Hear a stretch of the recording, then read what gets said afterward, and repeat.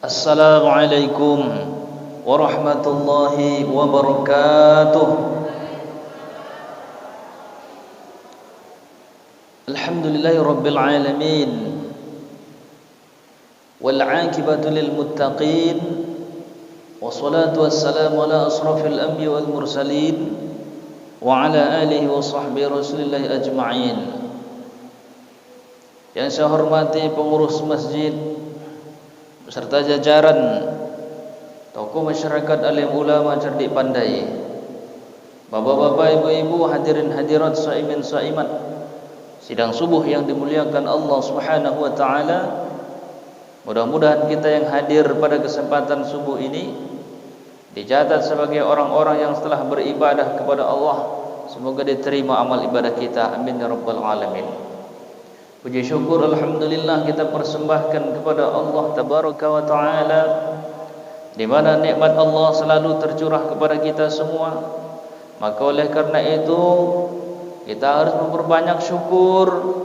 La in syakartum la azidannakum wa la in kafartum inna azabi lasyadid.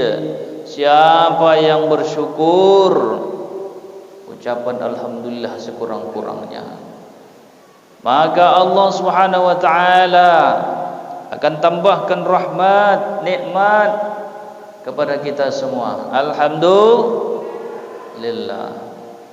Kemudian salawat beriring salam kita hadiahkan buat junjungan alam kepada baginda Rasulullah sallallahu alaihi wasallam dengan mengucapkan Allahumma salli wa sallim ala sayyidina Muhammad wa ala ali sayyidina Muhammad.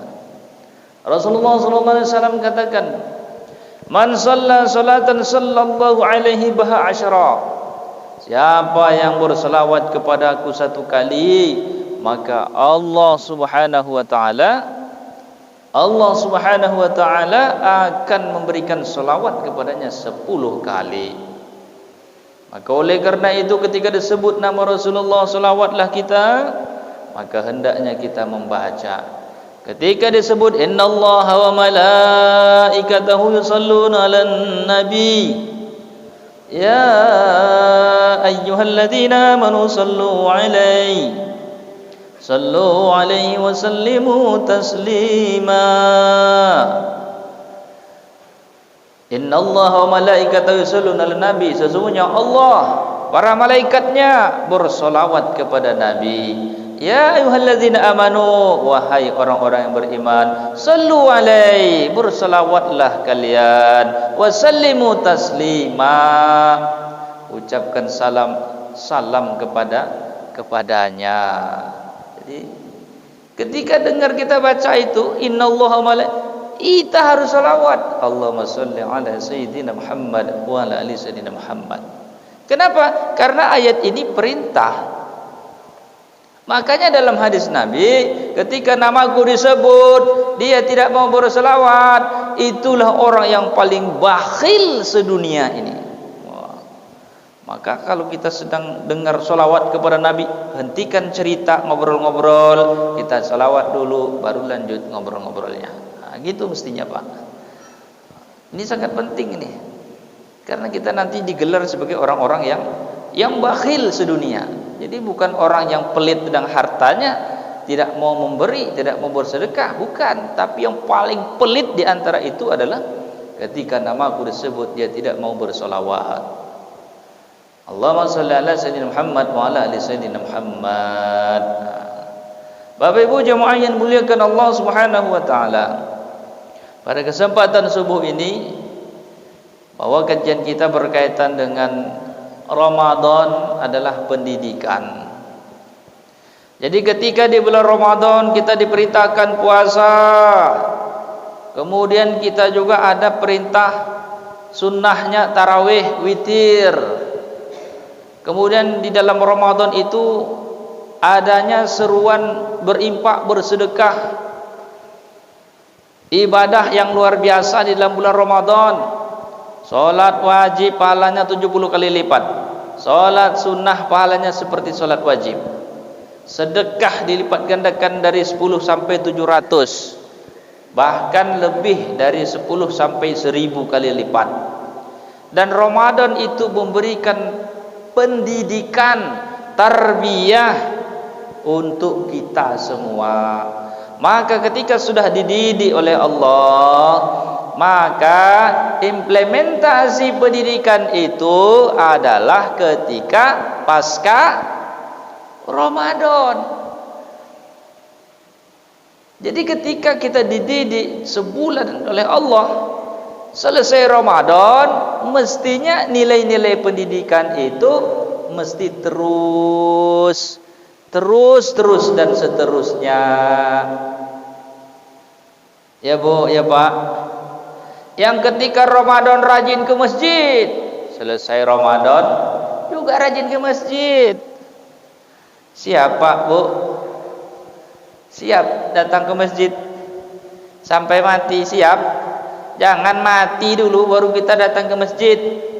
Datang ke masjid dulu masih hidup. Kalau sudah mati baru datang ke masjid, mau di depan pula ada jadi imam. Nauzubillah summa na'udzubillahi min zalik. Ada kayak gitu? Ada kira-kira orang seperti itu? Banyak. Astagfirullah. Jangan sampai seperti itu.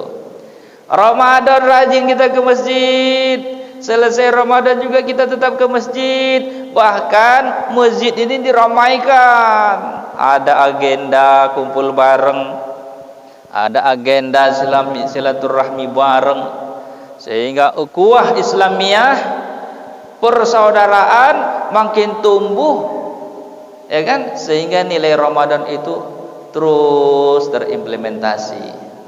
Maka kita semakin semangat Bapak Ibu. Saya semakin semangat selesai Ramadan ini.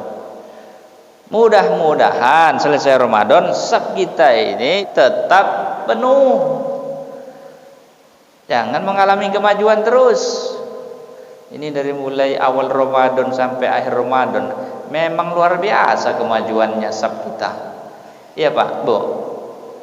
Maju semakin maju. Untunglah ada bapak-bapak yang istiqomah nih. Kalau sempat nggak ada, kami berdua lagi Pak, Bu. Saya imam, satu Bilal, dah berdua aja lagi. Untung alhamdulillah ada bapak ibu yang istiqomah hadir. Alhamdulillah. Yang pertama, ketika kita dididik oleh Allah, dibimbing oleh Allah, maka nilai Ramadan itu akan terimplementasi, yaitu dengan senantiasa puasa sunnah. Sunnah apa aja Bapak Ibu yang ada? Rasulullah SAW sebutkan, man shoma ramadana imanan wa ihtisaban thumma atba'ahu syittan min syawal kana kasyami dahri. Siapa yang berpuasa di bulan Ramadan lalu disambungkan 6 hari puasa di bulan Syawal, maka itulah puasa sepanjang masa, itulah puasa 1 tahun, kata Rasulullah, hadis Bukhari. Selesai kita Idul Fitri makan bareng, tak boleh puasa Idul Fitri, haram hukumnya. Selesai itu 1 hari, hari tasyrik itu, langsung kita puasa 6. Boleh? Boleh. Bapak kenapa enggak makan-makan Pak ketika orang bertamu? Saya puasa. Hari tasyrik puasa? Iya. Kenapa? Ngamalkan Senin Kamis, kebetulan puasa Ramadan, kebetulan hari raya Idul Fitri pas hari Kamis. Saking kan asiknya Bapak Ibu, puasa, tapi hari tasyrik dilarang. Saya mengamalkan Senin Kamis, bukan masalah Senin Kamis, ini hari tasyrik. Saya tengok Bapak ini ahli agama tapi nggak ngerti juga nih.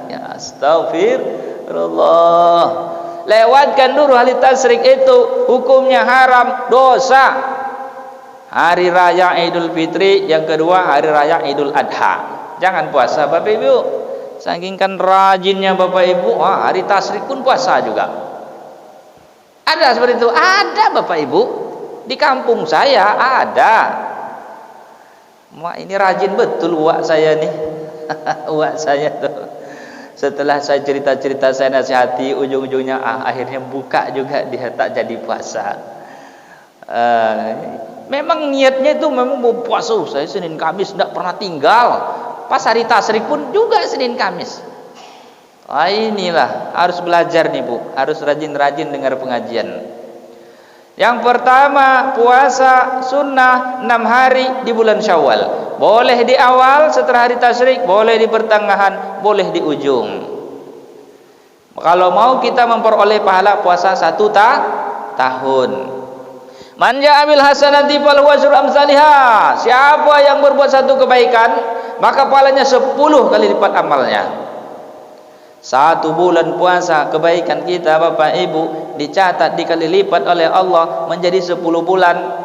Ditambah 6 hari di bulan Syawal dilipat juga oleh Allah menjadi 10. 2 bulan kali 10 menjadi 6 hari kali 10 menjadi 2 bulan. Menjadi 60 hari. 6 hari dikali 10 60. Maka 60 itu digabung dengan puasa Ramadan sebulan yang dikalikan 10, maka jadilah setahun. Hebat Bapak Ibu. Puasa 6 ini luar biasa. Makanya kalau orang-orang Kampar, orang Padang katanya itu selesai hari tasyrik lanjut puasa lagi. Nanti lebaran berikutnya. Ada seperti itu. Bagus, luar biasa. Jadi Ramadan itu luar biasa. Memang betul-betul dia ingin mengejar keutamaan semakin meningkat. Karena Syawal itu meningkat, peningkatan. Setelah Ramadan ternyata semakin meningkat dengan puasa 6. Ada lagi namanya puasa Yaumul Bid. Puasa Yaumul Bid ini 3 pertengahan bulan, 3 hari pertengahan bulan, 13, 14, 15. Ini juga luar biasa. Ada juga Senin Kamis, ada juga puasa Asyura, Tasu'a 9, 10, puasa Arafah 9, Dzulhijjah. Puasa apa lagi? Dzulqa'dah, puasa Asyura dan seterusnya. Jadi selesai Ramadan ini ternyata masih ada amalan-amalan puasa. Insya Allah kita berupaya untuk melaksanakannya. Itu yang pertama, puasa. Yang kedua, Ramadan itu mendidik kita menjadi orang yang disiplin. Datang waktu sholat, Allahu Akbar, Allahu Akbar. Ini waktu sholat dipanggil oleh Allah. Langsung tergetar hatinya, langsung dia bangun, langsung dia datang ke masjid. Begitu. Disiplin, waktunya itu sudah ditentukan. Inna sholata, sesungguhnya sholat itu telah ditentukan waktunya. Jadi ketika selesai Ramadan, kita pun semakin disiplin. Datang azan, berhenti. Walaupun sedang sibuk kita bekerja ini, datang azan, berhenti. Allah Maha Besar. Kerjaan kecil, ya, gaji kecil, pangkat kecil, jabatan kecil, kedudukan kecil, tidak ada yang besar. Yang besar hanya Allahu Akbar. Tinggalkan semua aktivitas, disiplin kita dengan Allah. Begitu mestinya kita puasa ini disiplin. Kemudian yang ketiga, puasa Ramadan itu mendidik kita untuk istiqomah. Ketika kita puasa dari mulai imsak, ya, dari mulai imsak sudah bersiap-siap, kita tidak akan makan, tidak akan minum sampai terbenam matahari. Kalaupun datang di depan kita itu ada cendol, ada air kerambi, ada jus segala macam, mengiler kita menengoknya. Luar biasa, matahari panas yang terik, haus dahaga. Tapi karena puasa ini harus dijaga. Walaupun di depan kita ada air kelapa segar, es kelapa muda, walaupun di depan kita itu ada makanan yang enak, tapi kalau belum datang waktu berbuka, tidak akan disentuh makanan, tidak akan diambil minuman. Betul. Begitulah istiqomah. Jadi puasa itu mengajarkan kita untuk istiqomah. Istiqomah itu teguh pendirian tekun. Itu istiqomah namanya. Jadi Allah menyukai orang yang beribadah walaupun sedikit tapi rutin istiqomah. Lebih disukai oleh Allah daripada sekali beramal banyak, selesai itu enggak nongol lagi, selesai itu enggak melakukan lagi.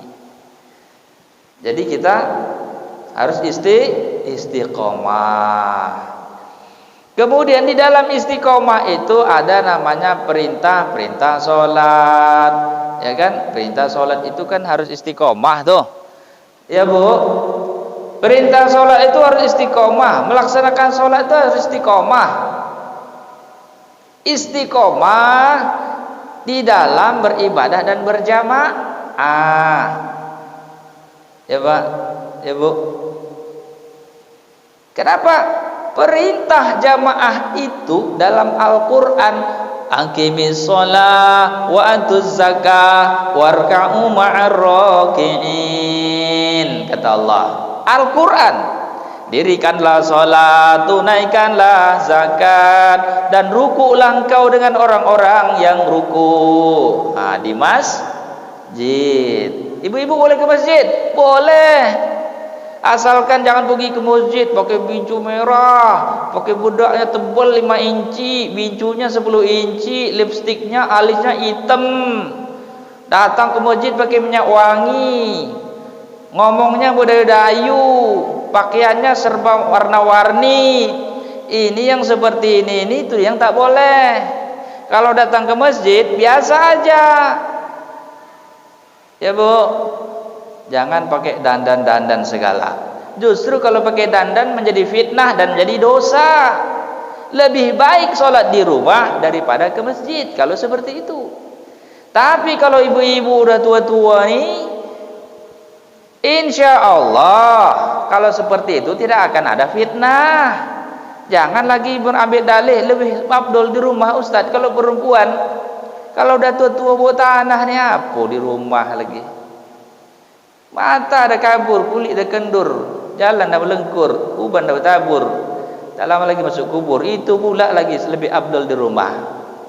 Terbalik, afdal di masjid berjamaah 27 kali lipat. Walaupun ibu-ibu di Madinah itu ada namanya masjid, namanya Masjid Nabawi, ada namanya pintu Babun Nisa. Betul. Babun Nisa itu pintunya perempuan. Kalaulah dilarang perempuan berjamaah ke masjid, maka Masjid Nabawi itu tidak ada ditulis di situ pintu perempuan. Itu menunjukkan bahwa perempuan disuruh juga datang ke masjid. Tentu dengan syarat yang tadi, tidak bersolek-solek doh. Ini alis hitam, nauzubillah, rupanya alisnya dicukur. Karena panasan meleleh, ya kan? Bau biru hitam. Orang ketawa diketawa juga. Kenapa? Nengok alisnya itu hitam melebar ke bawah. Bapak Ibu jemaah yang dimuliakan Allah Subhanahu wa taala, istiqomah berjamaah ini luar biasa, pahalanya besar. As-salatul jamaati afdal min salati fardhi 27 darajat. Salat berjamaah itu lebih baik daripada solat sendirian dengan berkelipatan 27 derajat. 27 kita sekali solat dengan berjamaah, 27 kali kita lakukan sendiri, dilawan dengan ke masjid sekali solat, imbang pahalanya. Capek Bapak Ibu 27, capeknya luar biasa. Betul, capek. Sekali aja dengan jamaah, udah bebas, dah pahalanya sama kayak 27 kali lipat. Ditambah lagi solat ini berjamaah, pahala solat ini besar. Solat 5 waktu ini awal mulanya 50 waktu, tapi dikorting jadi 5 waktu, pahalanya sama dengan 50 waktu. Paham? Pahalanya sama dengan 50 waktu ditambah berjamaah 27 dikali lipat 50 sehari semalam dikali 27 maka berjumlah 1350 kali. Berarti pahala satu hari satu malam kita solat senilai dengan 1350 kali solat. Pahalanya besar di sisi Allah. Makanya umat Rasulullah SAW umurnya pendek-pendek, tapi pahalanya mengalahkan umat terdahulu walaupun umurnya sampai ratusan bahkan ribuan tahun. Hebat umat Muhammad ini Pak Bu. Jadi dengan caranya adalah hanya berjamaah saja.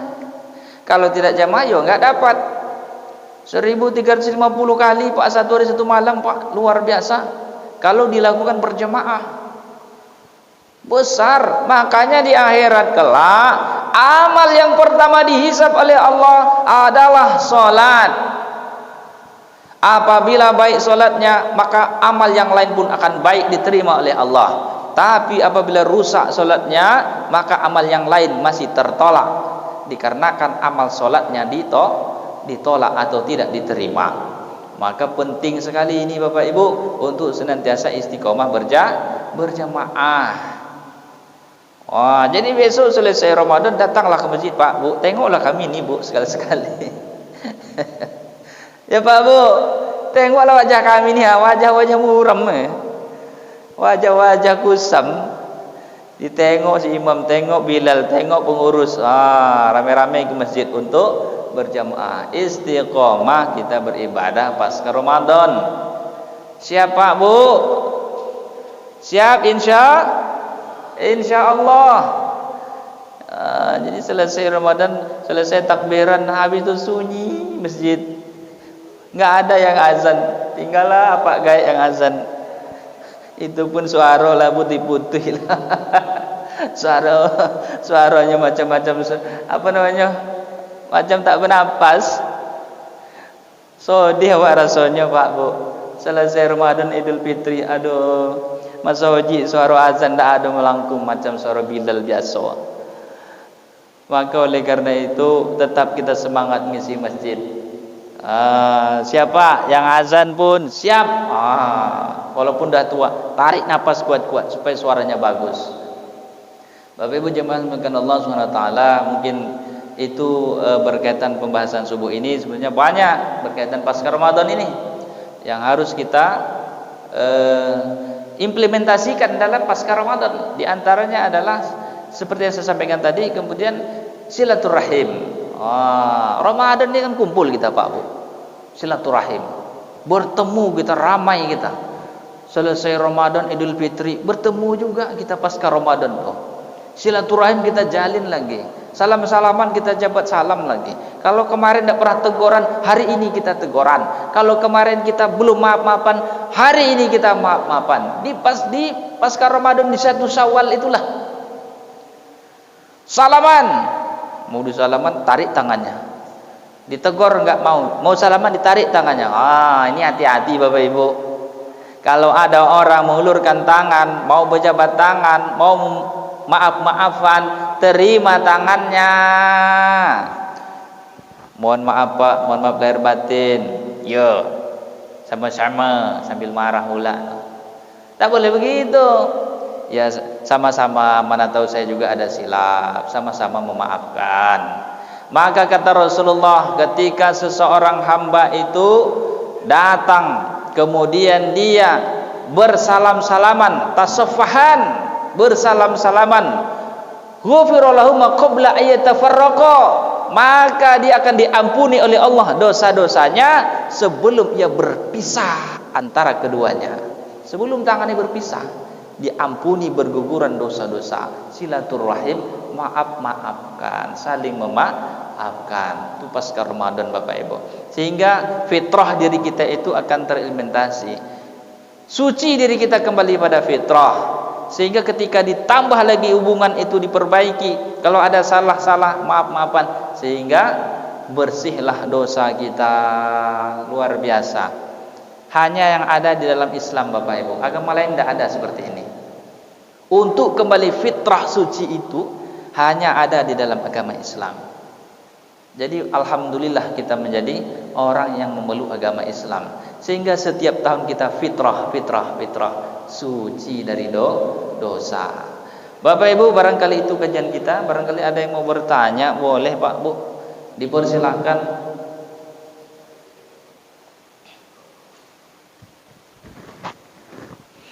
Ada Pak Bu? Ini 2 hari lagi kita nih, besok sekali lagi, habis itu nah ada lagi kita kajian subuh lagi. Mungkin ke depan susun strategi lagi. Seminggu sekali, sebulan sekali. Ya Pak Bu. Ada yang bertanya berkaitan dengan silaturahim. Ada masalah, tak mau saling maafan. Ini kan penting kita nih. Jangan sampai kita masih enggak teguran. Ada Pak Bu? Iya.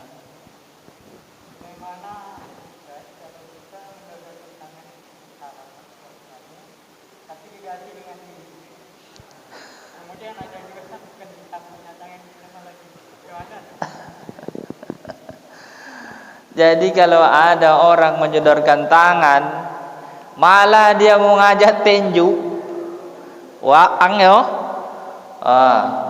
malah digidikan, malah ditempis ataupun tidak mau dia salaman gini, ini adalah perbuatan termasuk dikategorikan haram hukumnya ketika seseorang ingin berjabat tangan untuk saling memaafkan, tapi dia tidak mau memaafkan.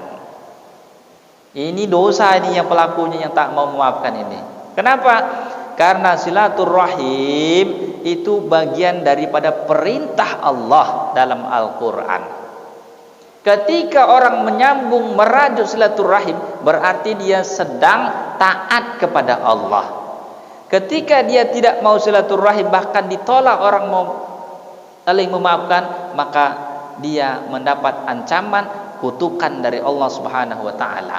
Dalam surah Al-Anfal ayat yang pertama diperintahkan untuk kita bersilaturahim, untuk mempererat hubungan silaturahim. Dalam surah An-Nisa ayat yang pertama itu juga perintah agar kita silaturahim. Jadi silaturahim itu bentuk ketaatan kepada Allah. Sebaliknya bagi orang yang tidak mau merajut, menjaga hubungan silaturahim itu berarti bentuk dia pembangkangan dia kepada Allah. Dosa Bapak Ibu. Jadi ketika kita 3 hari kita tidak tegur sapa, suami sama istri, tetangga, keluarga, adik-beradik, orang tua, teman-teman, 3 hari tidak mau tegur sapa, maka haram dosa kedua-duanya. Kedua-duanya dosa, haram. Karena ada perintah ketika di khotib mimbar itu, innallaha ya'muru bil 'adli wal ihsani wa ita'i dzil qurba wa yanha 'anil fahsya'i wal munkari wal baghi ya'idzukum la'allakum tazakkarun. Itu wasiat ketika khotib. Sesungguhnya Allah menyuruh kamu berbuat baik, berlaku adil kepada sesama manusia, dan Dia melarang daripada kamu perbuatan keji, kemungkaran, permusuhan. Itu wasiat khotib Pak, setiap selesai Jumat itu dibacanya. Innallaha ya'muru bil 'adli wal ihsan. Itu adalah ayat Al-Qur'an yang di situ melarang adanya permusuhan. 3 hari, keempatnya langsung kita nerima dosa. Makanya kalau orang yang tahu, kalau sudah 3 hari, cepat dia untuk menegur, cepat dia untuk tegur sapa. Kalau nggak mau dia ditegur, berarti dia yang tetap berdosa. Kita yang mau untuk berbuat baik, kita sudah lepas dari dosanya. Kita tidak memikul dosa, tapi saudara kita yang tidak mau memaafkan, itu akan terus memikul dosa. Diajak salaman lagi, malah tak mau ya. Tak ada maaf bagimu katanya. Begitu Bapak Ibu. Ada lagi Pak Bu? Ya.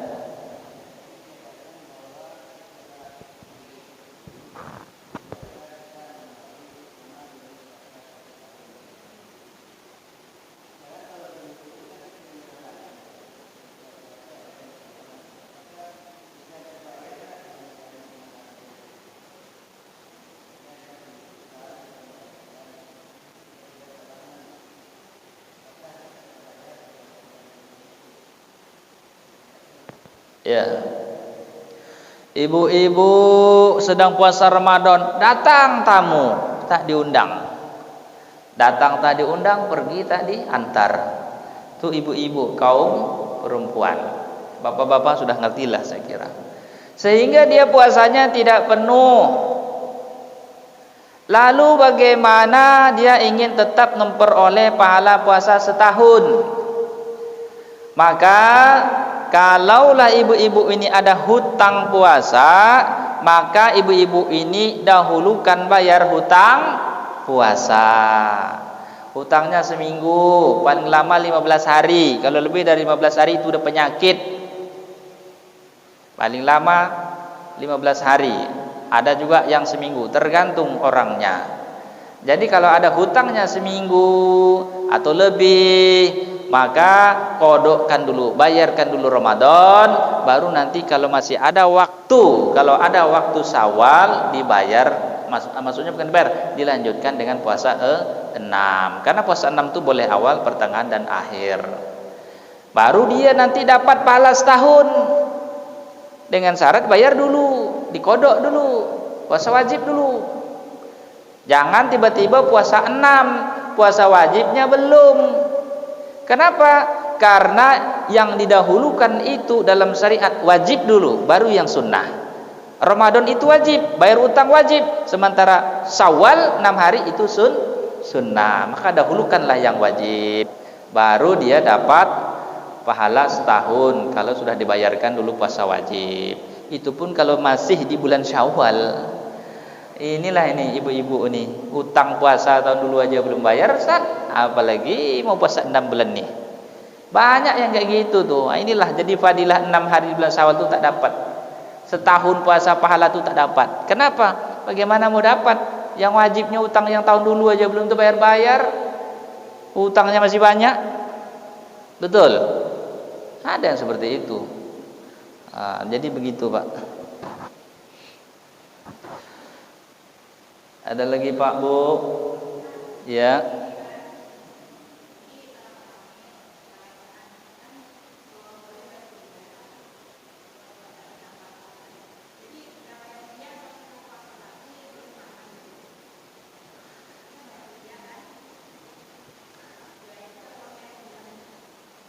Yang bayar fidyah tadi itu melahirkan. Ya.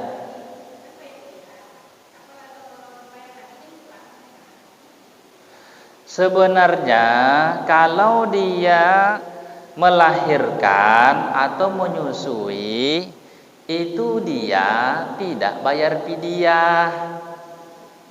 Cuman ada sebagian orang disuruhnya fidyah, disuruhnya puasa. Itu tidak ada dalilnya untuk sampai double gitu. Tidak ada aturan Islamnya sampai 2 kali kena. Udah jatuh ditimpa tangga lagi. Udah bayar fidyah disuruh puasa lagi. Sebenarnya kalau sudah bayar fidyah, tapi dengan syarat yang bayar fidyah ini adalah orang yang uzur, bukan orang yang melahirkan, bukan orang yang halangan atau menyusui. Yang bayar fidyah itu adalah untuk orang yang tak bisa bakalan membayar puasa, baru bayar fidyah. Sakit tahunan, bayar fidyah, dia kan tidak akan bisa puasa dia. Kalau ibu menyusui, saya yakin dia masih sehat dan kuat. Selesai nanti anak besar, dia masih kuat untuk bayar. Betul?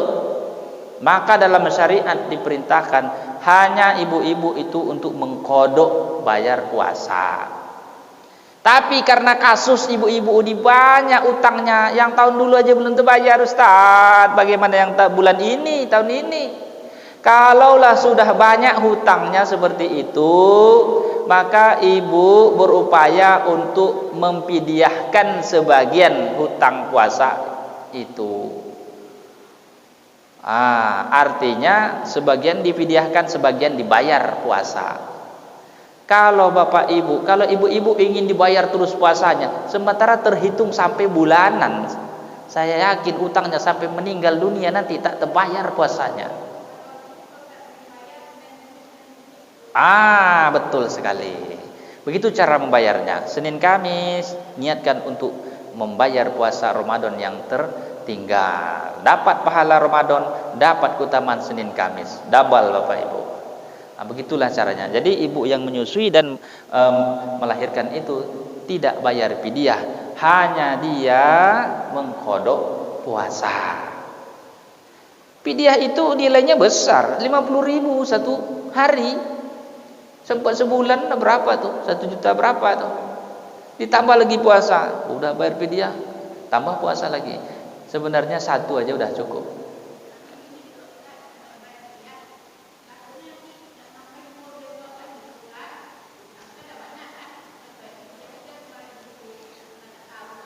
Ya, bayar fidyah saja kalau sudah banyak utang puasanya tak terbayar-bayar. Tapi bayar fidyahnya itu jangan habiskan semua bayar fidyah. Separuh atau sepertiga, sisa harinya baru dibayar puasa. Kenapa? Karena kalau seandainya dibayar fidyah semua, ibu masih mampu masalahnya. Sementara dalam Al-Quran yang fidyah itu adalah untuk orang yang berat dan tidak akan mampu lagi berpuasa. Orang tua, sakit tahunan, fisik lemah, itulah yang bayar fidyah itu. Dia tidak akan bisa membayar puasa lagi karena fisiknya sudah tidak mampu. Tapi kalau ibu-ibu masih segar, ya kan, selesai anak itu besar kan, udahlah tuh dia kuat lagi, maka dibayar. Jadi begitu. Tidak perlu bayar 2 kali Pak Bu, tidak perlu. Sekali aja. Kalau kodok saja gitu.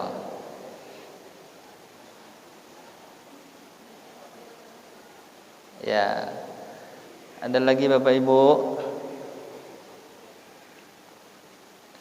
Cukup.